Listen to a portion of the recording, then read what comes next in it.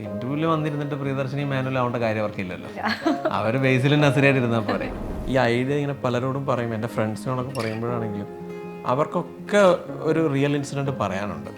അവരുടെ വീട്ടിലാണെങ്കിലും അങ്ങനെ തൊട്ടടുത്താണെങ്കിലും അവരുടെ വൈഫ് കണ്ടുപിടിച്ച കഥ അല്ലെങ്കിൽ അമ്മ കണ്ടുപിടിച്ച കഥ എല്ലാവർക്കും അങ്ങനെ പറയണം. അപ്പോൾ ബേസിൽ ഇങ്ങനെ ഈ കഥ അറിയാവുന്നതുകൊണ്ടൊക്കെ ഞങ്ങളോട് ഇങ്ങനെ സംസാരിക്കും. പുള്ളി നമ്മളെ മോട്ടിവേറ്റ് ചെയ്യും.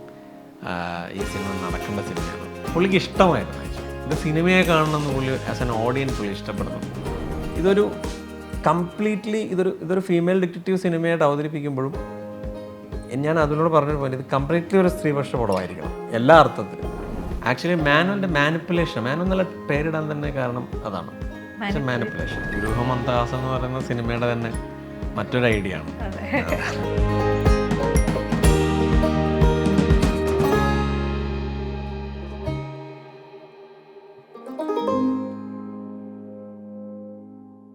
നമസ്കാരം. ഇന്ന് നമ്മുടെ കൂടെയുള്ളത് സൂക്ഷ്മദർശിനി എന്ന ചിത്രത്തിന്റെ സംവിധായകനാണ് MC Jithin. Welcome and congratulations. Sookshmadarshini ഇപ്പം പെട്ടെന്ന് തന്നെ ആളുകളിലേക്ക് എത്തുന്നു, അത് വലിയ മുന്നേറ്റം ഉണ്ടാക്കിക്കൊണ്ടിരിക്കുന്നു. ആ സമയത്താണ് നമ്മളോട് സംസാരിക്കുന്നത്. എന്ത് തോന്നുന്നു, എന്താണ് ഇപ്പോഴത്തെ ഒരു ഫീല്? അല്ല, ഹാപ്പിയാണ് ഞാൻ. ആക്ച്വലി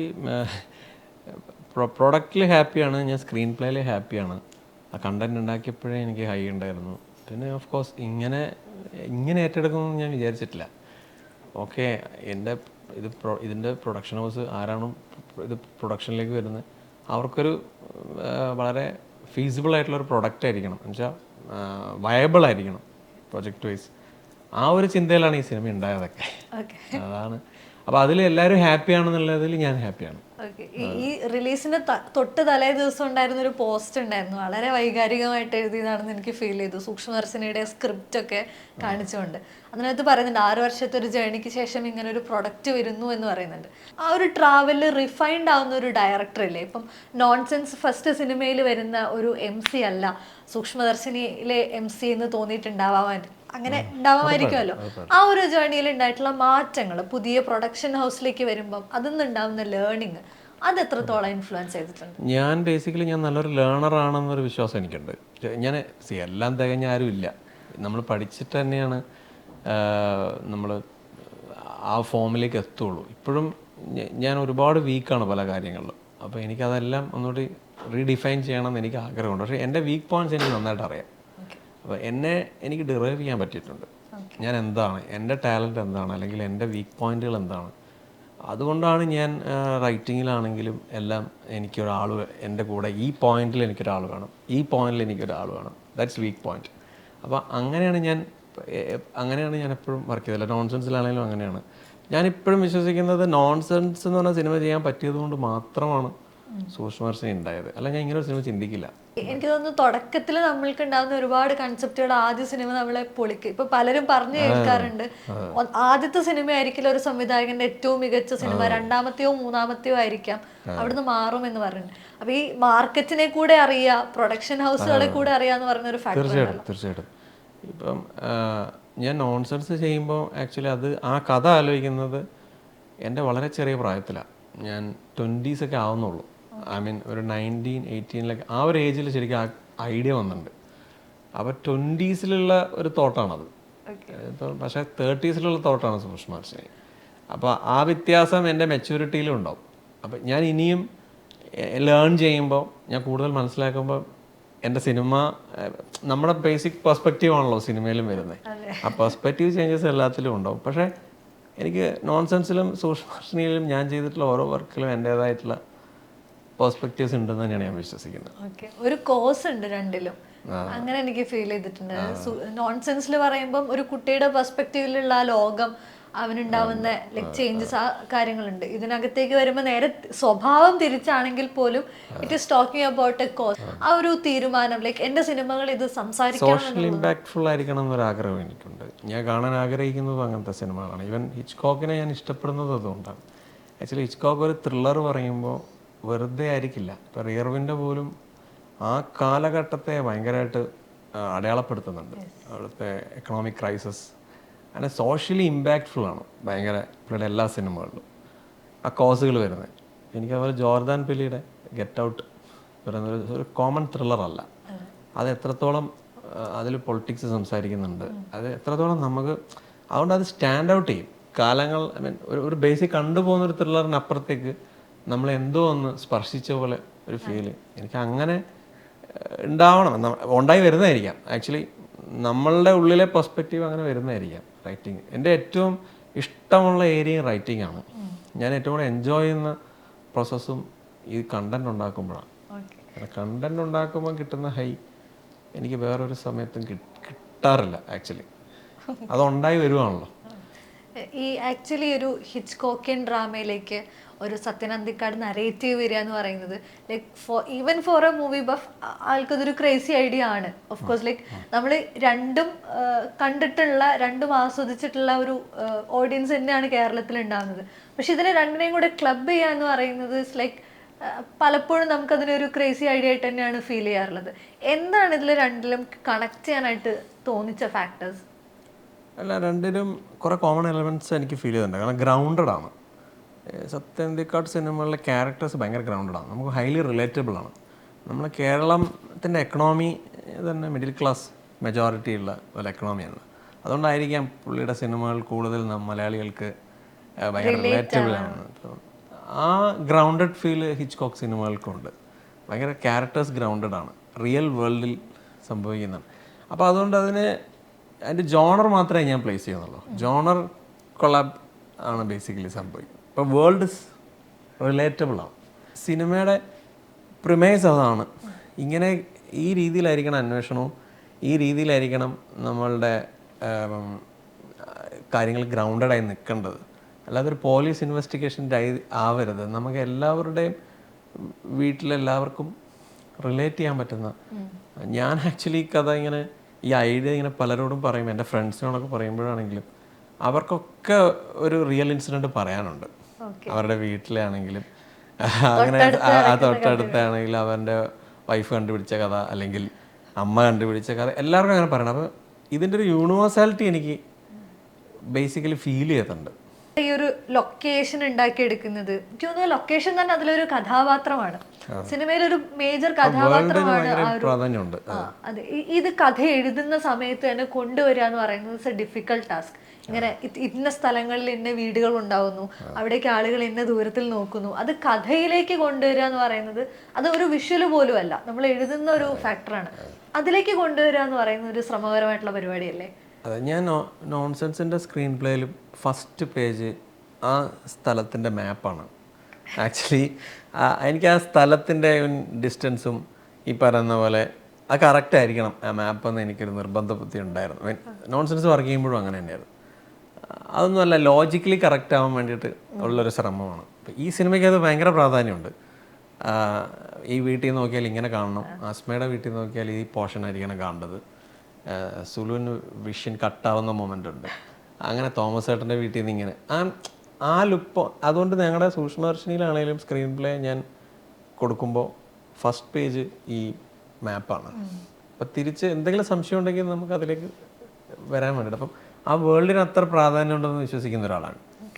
എഴുതുമ്പോൾ തന്നെ അത് ഉണ്ടാക്കിയിട്ടാണ് അതിലേക്ക് ഇത് എഴുതി വെക്കുന്നതിനെക്കാട്ടിലും അത് അങ്ങനെ ഒരു ലൊക്കേഷൻ കണ്ടെത്തി അവിടെ അത് ഡിസൈൻ ചെയ്തെടുക്കുക എന്ന് പറയുന്നത് വേറൊരു ടാസ്ക്കാണ്. ഇതൊന്നും അതിലെ എക്സിക്യൂട്ടീവ് പ്രൊഡ്യൂസേഴ്സ് ആയിട്ടുള്ള സനൂ താഹിറും ഇംതിയാസ് ഖദീറുമാണ് എന്നാണ് ഞാൻ പോസ്റ്ററിൽ കണ്ടത്.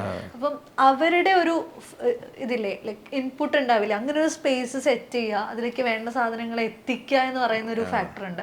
അത് പലപ്പോഴും നമ്മൾ അധികം അഡ്രസ്സ് ചെയ്യാതെ പോകുന്ന കൂടെയുള്ള ഒരു ശ്രമമാണ്. അത് എത്രത്തോളം ഈ സിനിമയെ ഇങ്ങനെ ആക്കിയെടുക്കാനായിട്ട് സഹായിച്ചിട്ടുണ്ട്?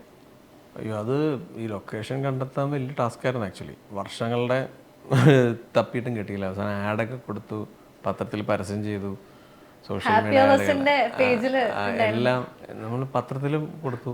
ഒരു ബേസിക് ഷോട്ട് നടത്തിയിട്ടാണ് നമ്മൾ അതിലേക്ക് ചെക്ക് ചെയ്യുന്നത്. അപ്പം അങ്ങനെ പോയി കാണുന്നു, കണ്ടങ്ങനെ നമ്മൾ ഇപ്പം ഷൂട്ട് ചെയ്ത ആ സ്ഥലം ലൊക്കേഷൻ നമ്മൾ ഫിക്സ് ചെയ്യുന്നു. അപ്പം ഇഷ്ടപ്പെട്ടു. ഇപ്പോൾ ഒരു വീടുണ്ട്, തൊട്ടിപ്പുറത്തെ വീട്ടിൽ താമസക്കാരുണ്ട് ഓൾറെഡി. അപ്പോൾ ഇവരെ മാറ്റി താമസിപ്പിച്ചാൽ മാത്രമേ പ്രിയദർശിനിയുടെ വീടായിട്ട് നമുക്ക് ഷൂട്ട് ചെയ്യാൻ പറ്റുള്ളൂ. അത് മാത്രമല്ല, ചെറിയ കൺസ്ട്രക്ഷനും ആവശ്യമുണ്ട്, കുറച്ചധികം കൺസ്ട്രക്ഷൻ ആവശ്യമുണ്ട്. അപ്പോൾ അവിടെ നമ്മൾ എക്സിക്യൂട്ടീവ് പ്രൊഡ്യൂസേഴ്സ് ആക്ച്വലി അവരുടെ വർക്ക് നടന്നത് എക്സാക്ട്ലി അവരെ കൺവിൻസ് ചെയ്യാനും അവരെ മാറ്റി വേറെ വീട്ടിൽ താമസിപ്പിക്കാനും ഒക്കെ എടുത്ത വലിയ എഫർട്ടാണ്. അവര് വില്ലിങ് ആയിരുന്നു അത് കൺസ്ട്രക്ഷൻ അവരെ കൺവിൻസ് ചെയ്യേണ്ടി വന്നു. അത് കൺവിൻസ് ചെയ്യുന്നതിൽ ഇപ്പോൾ ഇംതിയാസ് കഥയ്ക്കൊക്കെ ഭയങ്കര വലിയ പങ്ക് വഹിച്ചിട്ടുണ്ട് അതിനകത്ത്. അതായത് അല്ലെങ്കിൽ ഇത് നടക്കില്ല പ്രോജക്റ്റ്. അവർ എടുത്ത എഫേർട്ട് അത് ഭീകരമായ എഫേർട്ടാണ്. കൺവിൻസ് ചെയ്യാന്നൊക്കെ പറയുന്നത് ചെറിയ കാര്യമല്ല ആക്ച്വലി. നമ്മൾ താമസിക്കുന്ന ഒരു വീട്ടിൽ വന്നിട്ട് ഒരാൾ വന്നിട്ട് നിങ്ങൾ ഇവിടുന്ന് മാറണം എന്ന് പറഞ്ഞാൽ നമുക്ക് മാറാൻ പറ്റും. അത്ര ഈസി അല്ല വരുന്നു അവരെ കൺവിൻസ് ചെയ്ത് മാറ്റിയെടുക്കുക എന്ന് പറയുന്നത്. ഇതിന്റെ പ്രൊഡക്ഷൻ ഹൗസ് തന്നെ ഹാപ്പി അവേഴ്സ് നമുക്ക് ഏറ്റവും ഇപ്പം എൻ്റെയൊക്കെ പ്രിയപ്പെട്ട ചിത്രങ്ങളൊക്കെ വന്നിട്ടുള്ള ഒരു പ്രൊഡക്ഷൻ ഹൗസ് ആണ്. പേഴ്സണലി പറയല്ലെങ്കിൽ ഇപ്പം നീലാകാശമാണെങ്കിൽ അവിടെ നിന്ന് തുടങ്ങി ഇപ്പം ഡിയർ ഫ്രണ്ട് ആണെങ്കിലും സുഡാനി ആണെങ്കിലും ഇത്തരം സിനിമകൾക്കൊക്കെ ഒരു സോള് വേണമെന്ന് നിർബന്ധമുള്ള ആളുകൾ കൂടിയാണല്ലോ.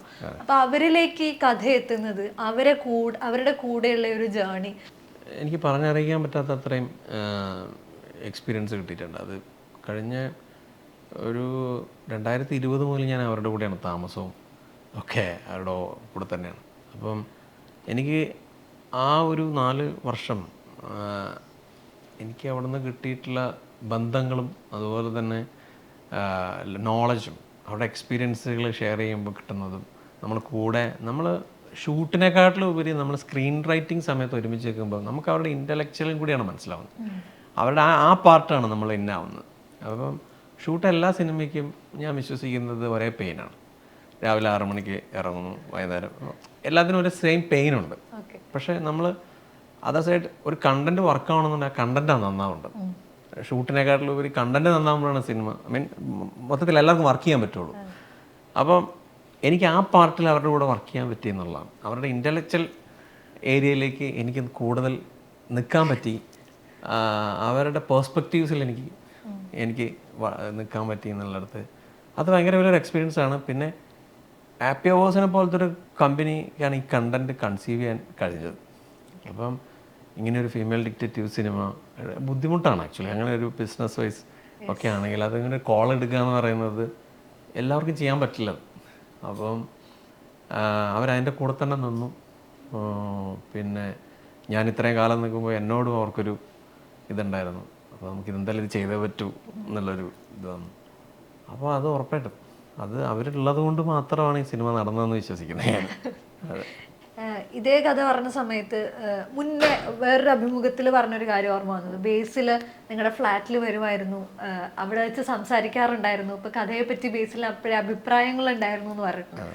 അതിനുശേഷം ബേസിൽ ചിത്രത്തിലേക്ക് പിന്നീടാണ് ഇന്നാവുന്നത്, ഈ കഥാപാത്രത്തെ ചെയ്യുന്നത് ബേസിലാണെന്ന് പിന്നീടാണ് തീരുമാനിക്കുന്നതെന്ന് പറഞ്ഞു. ആ സമയത്ത് എൻറ്റയർലി മാറാണല്ലോ ആളുടെ പെർസ്പെക്റ്റീവ്. അതെങ്ങനെ ഫീൽ ചെയ്തു? സിനിമയ്ക്ക് എത്രത്തോളം അത് ഒരു ഇമ്പാക്റ്റ് ഉണ്ടാക്കിയിട്ടുണ്ട്?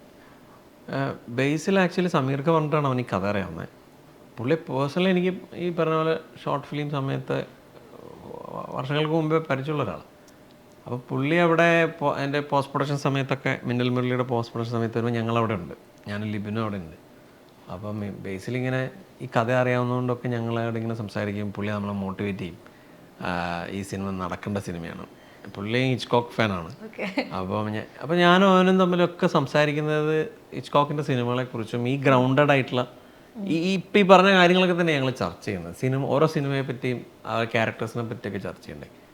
അപ്പം പുള്ളിക്ക് ഇഷ്ടമായിരുന്നു ആക്ച്വലി ഇത് സിനിമയെ കാണണമെന്ന്. പുള്ളി ആസ് എൻ ഓഡിയൻ പുള്ളി ഇഷ്ടപ്പെടുന്നുണ്ട്.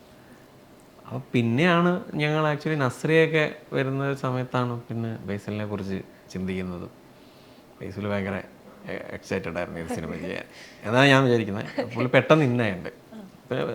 കണ്ടന്റും അതെ, ഹാപ്പി ഹവേഴ്സ് എന്നുള്ള കമ്പനി ഒക്കെ വന്നപ്പം ബേസിൽ സിനിമ ചെയ്യാൻ തീരുമാനിക്കുകയാണ്.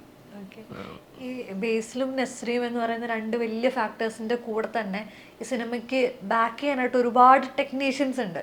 അത് മലയാള സിനിമയിലെ തന്നെ ഏറ്റവും മുൻനിരയിൽ നിൽക്കുന്ന ടെക്നീഷ്യൻസ് തന്നെയാണ് ഇതിൽ വർക്ക് ചെയ്തിട്ടുള്ളത്. ഇപ്പം എഡിറ്റർ ആണെങ്കിലും ശരി, മ്യൂസിക് ഡയറക്ടർ ആണെങ്കിലും ശരി, സിനിമാറ്റോഗ്രാഫർ ആണെങ്കിലും ഇവരെല്ലാവരും മലയാള സിനിമയിൽ ഒരുപാട് കാലമായിട്ട് നിൽക്കുന്ന ഏറ്റവും ഹിറ്റല്ലയോ അത് വേറെ ഫാക്ടർ, പക്ഷെ അവരുടെ കഴിവിന്റെ പരമാവധി അവർ എപ്പോഴും തരുന്ന ആളുകൾ കൂടെയാണ്.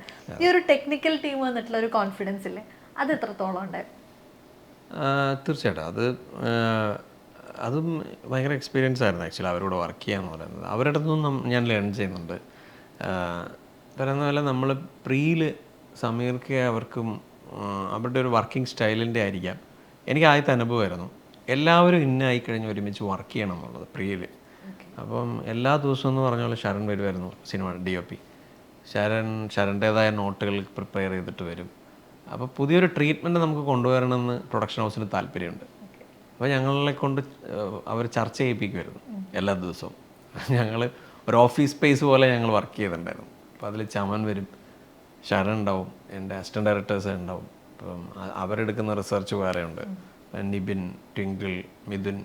കാരണം ഇവരൊക്കെ ആ സമയം മുതലേ അതിൻ്റെ അകത്ത് ഫുള്ള് ഇന്നാണ് ആക്ച്വലി. അവരൊക്കെ നമ്മൾ ഈ സ്ട്രഗ്സ് വർക്ക് ചെയ്യുമ്പോഴാണേലും നമ്മൾ നിബിനോടൊക്കെ ആണെങ്കിലും ആർട്ട് ഡിപ്പാർട്ട്മെൻറ്റ് കൈകാര്യം ചെയ്ത പുള്ളിയാണ്. അപ്പോൾ ആർട്ടിൽ എത്രത്തോളം നമ്മൾ ഡീറ്റെയിൽ ചെയ്യണം പുള്ളി അതിനനുസരിച്ച് റിസർച്ച് ചെയ്യുന്നുണ്ട്. ഇവരെല്ലാവരും അവരവരുടെ കോസ്റ്റ്യൂമൊക്കെ എന്ന് വെച്ചാൽ നമ്മളൊരു 3 മാസം നീണ്ടു നിൽക്കുന്നൊരു കഥയാണ് ആക്ച്വലി.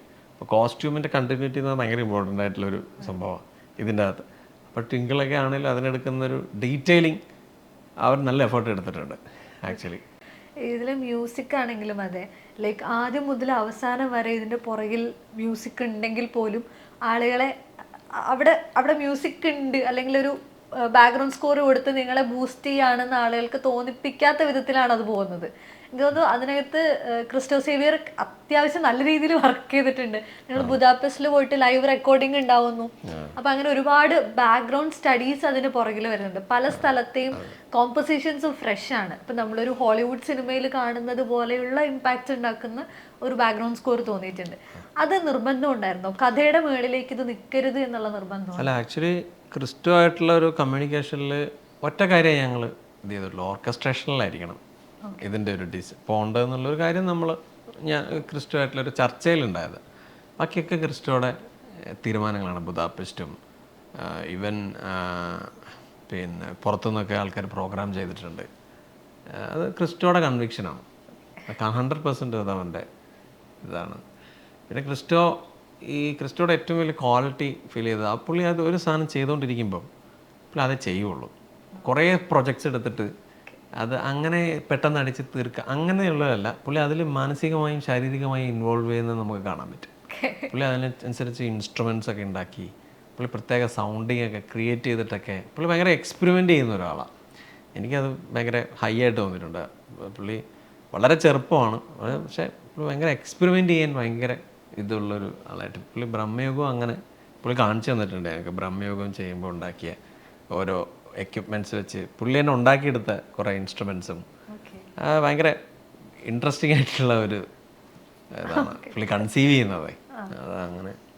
പിന്നെ പുള്ളി ലൊക്കേഷനിൽ വരുമായിരുന്നു ഷൂട്ട് നടക്കുമ്പോൾ. ഇടയ്ക്കിടയ്ക്ക് ഈ ലൊക്കേഷൻ വിസിറ്റ് ചെയ്യാൻ വരും. അപ്പോൾ സീൻസൊക്കെ കാണും.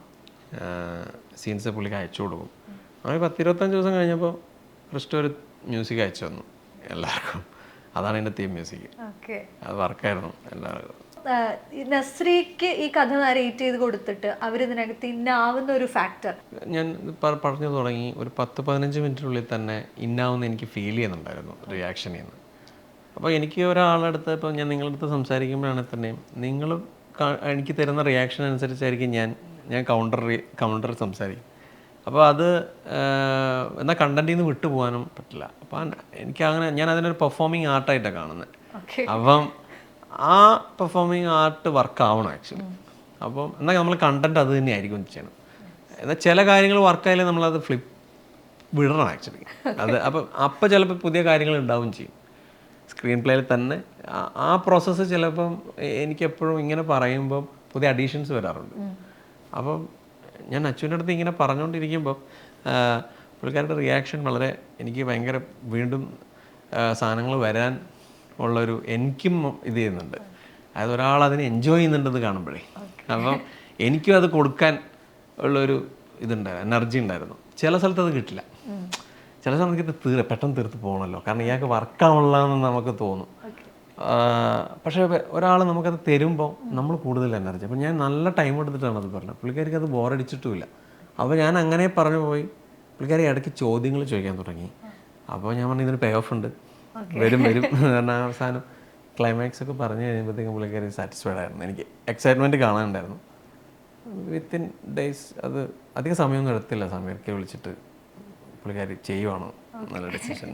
ഈ സിനിമയിലെ കഥാപാത്രങ്ങളിലേക്ക് വന്നാൽ എനിക്ക് ഭയങ്കര ഇൻട്രസ്റ്റിംഗ് ആയിട്ട് തോന്നിയൊരു കഥാപാത്രം സിദ്ധാർത്ഥ് ഭരതൻ അവതരിപ്പിക്കുന്ന ഒരു ക്യാരക്ടറുണ്ട്. അയാൾ ആക്ച്വലി ഒരു ന്യൂറോ സർജൻ ആണ്. പക്ഷെ അതേസമയം അയാളിലാണ് ഈ ഡാർക്ക് ഹ്യൂമറിന്റെ കാര്യങ്ങളെല്ലാം, അതിന്റെ കുരുക്കുകളെല്ലാം കിടക്കുന്നത്. ആ ഒരു കഥാപാത്രം ഉണ്ടാക്കുന്ന ഒരു കൺഫ്യൂഷൻസ് ഉണ്ട്. അയാള് എനിക്ക് തോന്നുന്നു ഒരു പെട്രിയാർക്കിയൽ ആയിട്ടുള്ള ഒരു സിസ്റ്റത്തിന്റെ ഭാഗമായിട്ട് ഏറ്റവും കംഫർട്ടബിൾ ആൻഡ് പ്രിവിലേജ്ഡ് സ്പേസിൽ നിന്നുകൊണ്ട് അയാളുടെ എക്സ്പോഷറിനെ കൂടെ കൂട്ടാൻ ശ്രമിക്കുന്ന ഒരാളാണ്. പക്ഷെ അത് എത്രത്തോളം നടക്കുന്നു എന്നുള്ള കാര്യങ്ങളൊക്കെ കഥ സംസാരിക്കുന്നുണ്ട്. ഈ ഒരു ക്യാരക്ടർ ഇവിടെ വേണം, അല്ലെങ്കിൽ ഇത്തരത്തിലായിരിക്കണം അതിനെ ട്രീറ്റ് ചെയ്യേണ്ടത്, അവിടെ ഹ്യൂമർ വർക്കാവും എന്നുള്ളത് അന്ന് തോന്നിച്ചത് എങ്ങനെയാണ്? ഞാൻ ആദ്യം ഹാപ്പി ഹൗസിൽ വരുമ്പോൾ ഇതിന് വേറൊരു സിറ്റുവേഷണൽ ഹ്യൂമറൊക്കെ ആയിട്ടുള്ള അങ്ങനത്തെ ഒരു പാറ്റേൺ ആണ് കുറേ കൂടി. പിന്നീട് അവിടെ നിന്ന് വേറൊരു ട്രീറ്റ്മെൻറ്റ് ഞങ്ങൾ ട്രൈ ചെയ്തു. വേറൊരു ട്രീറ്റ്മെൻറ്റിൽ വർക്ക് ഉണ്ടായിരുന്നു. അതും മാറിയിട്ടാണ് ആക്ച്വലി ഇപ്പം നമ്മൾ കാണുന്ന ട്രീറ്റ്മെൻറ്റിലേക്ക് എത്തുന്നത്. അപ്പോൾ ആ ട്രീറ്റ്മെൻറ്റിലേക്ക് എത്തുമ്പോൾ നമ്മൾ കുറേയും കൂടി ഡാർക്ക് ഹ്യൂമറിനെ എക്സ്പ്ലോർ ചെയ്യാം എന്നുള്ളത് അപ്പോൾ വന്നതാണ് ആക്ച്വലി. ആ ഫൈനൽ ഡ്രാഫ്റ്റിലേക്ക് വരുമ്പോഴുള്ള കോളാണ്. അപ്പോൾ അങ്ങനെ വന്നപ്പോൾ നമ്മൾ ആദ്യത്തെ ഡ്രാഫ്റ്റിലെ കുറേ എലമെൻറ്റ്സ് വീണ്ടും റീവിസിറ്റ് ചെയ്ത് എടുത്തിട്ടുണ്ട്. അപ്പോൾ സിദ്ധാർത്ഥേട്ടൻ്റെ പരിപാടി വരുന്ന ആക്ച്വലി ആ കാസ്റ്റ് കുറേ അവസാനത്തെ ഒരു ഇതുവരെ ആയിട്ടില്ലായിരുന്നു. നമ്മൾ ഷൂട്ട് ഡേറ്റ് ഒക്കെ ഫിക്സ് ചെയ്ത് കഴിഞ്ഞിട്ട് ആ കാസ്റ്റ് ആയിട്ടില്ലായിരുന്നു. അപ്പോൾ പലവരെയും നമ്മൾ പറയുന്നുണ്ട്, നമ്മൾ അത്യാവശ്യം ഒരു സീരിയസ് ക്യാരക്ടറായിരുന്നു അത്. എന്നാൽ ചെറുതായിട്ടൊക്കെ ഹ്യൂമറിന് സാധ്യതയുള്ള സ്പേസുകളുമുണ്ട്. അപ്പോൾ ഞാൻ ബ്രഹ്മയുഗം കണ്ടിട്ട് ഞാനിങ്ങനെ ചിന്തിക്കേണ്ടായിരുന്നു, ഇത് പുള്ളി ചെയ്താൽ എങ്ങനെ ഉണ്ടാവും നല്ലൊരു സാധനം ക്രാക്ക് ചെയ്യാൻ പറ്റുമല്ലോ എന്നുള്ള സാധനം ഞാൻ സമീർക്കയുടെ അടുത്ത് ആദ്യം പറയാം. സമീർക്കൊക്കെ അത് വർക്കായി ആക്ച്വലി, ആ പെർസ്പെക്റ്റീവ് വർക്കായി. പുള്ളിയുടെ ഫ്രണ്ടുമാണ്. അപ്പോൾ പെട്ടെന്ന് തന്നെ അത് പുള്ളിയിലേക്ക് വരുന്നു. പിന്നെ നമ്മൾ ആ ക്യാരക്ടറിൽ വീണ്ടും റീവർക്ക് ചെയ്ത് സീനുകളൊന്നും മാറിയിട്ടില്ല, സെയിം സീനുകൾ തന്നെ. ആ സീനിൽ ഡിറൈവ് ചെയ്യാൻ പറ്റുന്ന ചില പോയിന്റുകളുണ്ടായിരുന്നു. ആ പോയിന്റ് ഒന്നുകൂടി ഡിറൈവ് ചെയ്താൽ ഡാർക്ക് ഹ്യൂമർ ആവും എന്ന പോയിന്റ്സിലേക്ക് അത് വന്നു. അങ്ങനെയാണ് ഇപ്പോൾ കാണുന്ന ഇതിലേക്ക് വന്നത്. പിന്നെ ഇംപ്രൂവൈസ് ചെയ്തിട്ടുണ്ട് ഒത്തിരി, ഷൂട്ടിംഗ് ടൈമിലൊക്കെ ഇംപ്രൂവൈസ് ചെയ്തിട്ടുണ്ട്. ഇതൊരു ത്രില്ലറാണ്, ഇതൊരു പാക്ഡ് ആയിട്ടുള്ള സ്റ്റോറിയാണ്. അതിനെങ്ങനെയാണ് നമ്മൾ സിറ്റുവേഷനിൽ അത് ഇംപ്രൂവൈസ് ചെയ്യാൻ സാധിക്കുന്നത്? അല്ല, ക്യാരക്ടറൈസേഷൻ വെച്ചിട്ടാണല്ലോ ആക്ച്വലി. അങ്ങനെ നമുക്ക് ഇംപ്രൂവൈസ് ചെയ്യാൻ പറ്റുള്ളൂ ആക്ച്വലി. ക്യാരക്ടറിനെ നമുക്ക് ടോട്ടലി ഇതിപ്പോൾ ജോൺ ആണെങ്കിലും റോയ് ആണെങ്കിലും പിന്നെ അമ്മച്ചിയുടെ ക്യാരക്ടറാണെങ്കിലും ആ ചുറ്റുപാടിലുള്ള എല്ലാ ക്യാരക്ടറിനെ പറ്റിയിട്ടും the very first draft 300 pages ആയിരുന്നു. അപ്പം അതിൽ വർക്ക് ചെയ്തിട്ടുള്ള ഡ്രാഫ്റ്റ്. അപ്പം ആ 300 pages ഓരോ ക്യാരക്ടറിനെ പറ്റിയും വളരെ ഡീറ്റെയിൽഡ് ആയിട്ടുള്ള ഒരു സ്റ്റഡി ഉണ്ട് ആക്ച്വലി ഞങ്ങൾ അങ്ങനെ ഒരു വർക്ക് ആക്ച്വലി എല്ലാ ക്യാരക്ടേഴ്സിനും കൊടുത്തിട്ടുണ്ട്. അപ്പോൾ സ്ത്രീകളാണെങ്കിൽ തന്നെ എല്ലാവരും ഒരുപോലെ ഇരിക്കുന്നവരല്ല. ഇപ്പം അവരുടെ ഡിവോഴ്സ് ആയിട്ടുള്ള ഒരാളുണ്ട്, കമ്മിങ് ഓഫ് ഏജ് ജെൻസി ആയിട്ടുള്ള ഒരാളുണ്ട്, ഒരു ഇൻ്റർ റിലീജിയൻ കപ്പിളുണ്ട്, വളരെ കൺസർവേറ്റീവ് ആയിട്ടുള്ളൊരു ഫാമിലി ഉണ്ട്, അങ്ങനെ വേറൊരു ഏജ് ഗ്രൂപ്പിലുള്ള ലേഡീസ് ഉണ്ട്.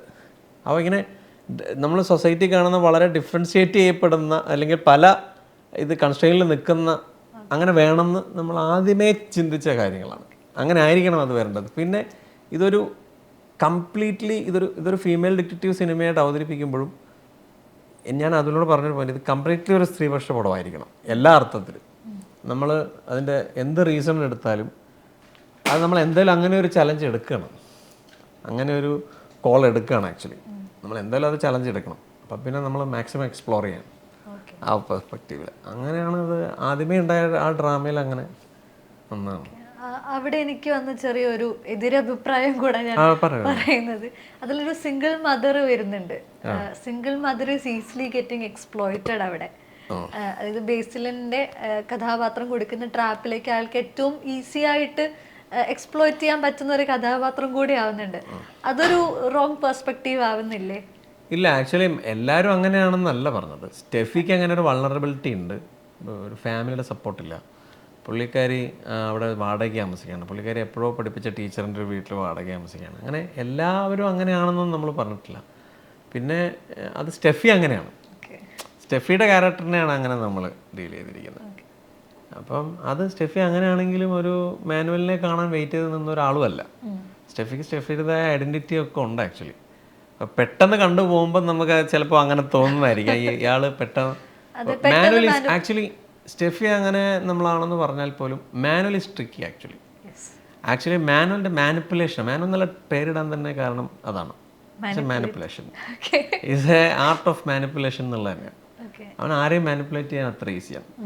ആ സ്റ്റെഫി അങ്ങനെ ആയതുകൊണ്ടല്ല, മാനുവൽ അങ്ങനെ ആയതുകൊണ്ടാണ്. ഇതിലെ അമ്മച്ചി എന്ന് പറയുന്ന അമ്മച്ചിയുടെ കഥാപാത്രം ആ ഒരു കാസ്റ്റിംഗിലേക്ക് എത്തുന്നത് ഇങ്ങനെ ഒരു ഏറ്റവും ആദ്യം കാസ്റ്റ് ചെയ്തത് മാനുവൽ ചേച്ചിനെ.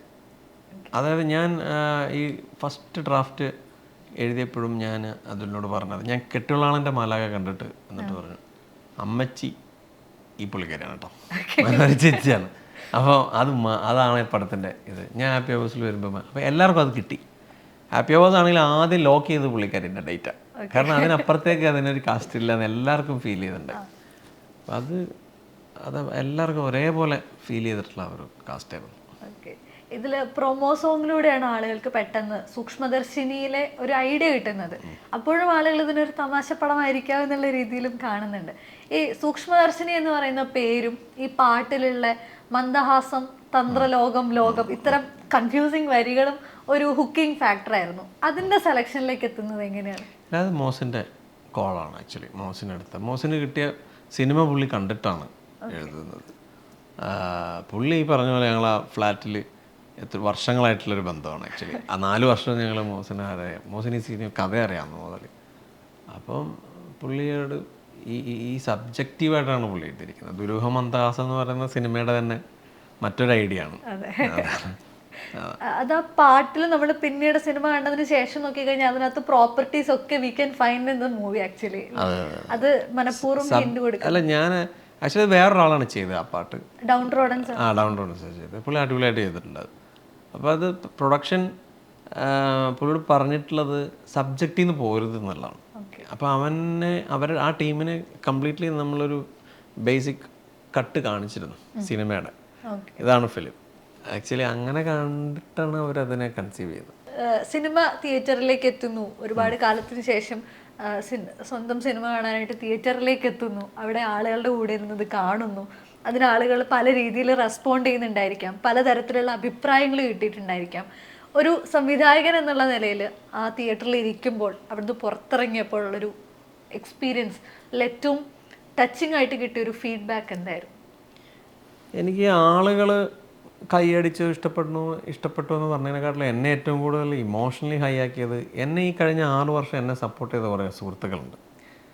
അതിൽ എൻ്റെ ആദ്യത്തെ പടത്തിൽ റിനോഷ് ഉണ്ട്. റിനോഷ് എൻ്റെ വളരെ ബെസ്റ്റ് ഫ്രണ്ടാണ്. എൻ്റെ അച്ഛനും അമ്മയുണ്ട്. എൻ്റെ സപ്പോർട്ട് ആയിട്ട് ചെറിയ കുറച്ച് ആൾക്കാരേ ഉള്ളൂ. അവരുടെ കൂടെയൊക്കെ ഇരുന്ന് എനിക്ക് പടം കാണാൻ പറ്റി എന്നുള്ളതാണ് ആക്ച്വലി എൻ്റെ ഏറ്റവും വലിയ ഹാപ്പിനെസ്. അവരത് എനിക്ക് വന്ന ട്രാൻസ്ഫോർമേഷൻ അവർക്ക് കാണാൻ കഴിഞ്ഞു എന്നുള്ളതിട്ട് അതാണ് എൻ്റെ ഏറ്റവും വലിയ സാറ്റിസ്ഫാക്ഷൻ. ഈ സെറ്റ് തന്നെ ഭയങ്കര ഹാപ്പി ആയിട്ടുള്ള ഒരു സ്പേസ് ആയിരുന്നു എന്ന് നിരന്തരം ഇൻ്റർവ്യൂസിൽ ഇവർ പറയാറുണ്ട്. ലൈക്ക് സെറ്റിനകത്ത് ഒരുപാട് ഹാപ്പനിങ്സ് ഉണ്ടാവുന്നു, അതിൻ്റെ കൂടെ ഷൂട്ടിംഗ് കറക്റ്റ്ലി ഫോളോ ചെയ്തു പോകുന്നു.